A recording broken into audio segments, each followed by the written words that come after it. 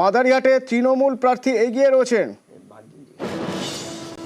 মনোজ টিগ্গার ছেড়ে যাওয়া আসন মাদারিহাট, সেই মাদারিহাট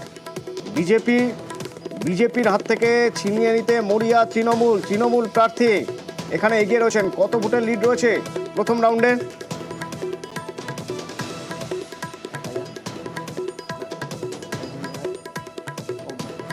জয়প্রকাশ টোপ্প তৃণমূলের প্রার্থী, এখানে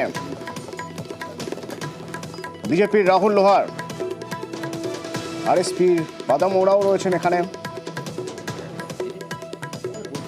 বিজেপির গড় বলা হচ্ছিল অন্তত এই 6টার নিরিখে অন্তত বিজেপি এখানে, যেহেতু বিজেপির সিট, সেক্ষেত্রে বিজেপিকে এখানে টক্কর দেওয়ার একটা ব্যাপার ছিল, তৃণমূলের হাতে সেই টার্গেট ছিল এবং সেখানে দেখা যাচ্ছে প্রথম রাউন্ডের শেষে এগিয়ে রয়েছেন তৃণমূল প্রার্থী জয়প্রকাশ টোপ্প। পরবর্তীতে এই খবরে নজর থাকবে। ঝাড়খণ্ড নিয়ে কথা হচ্ছিল,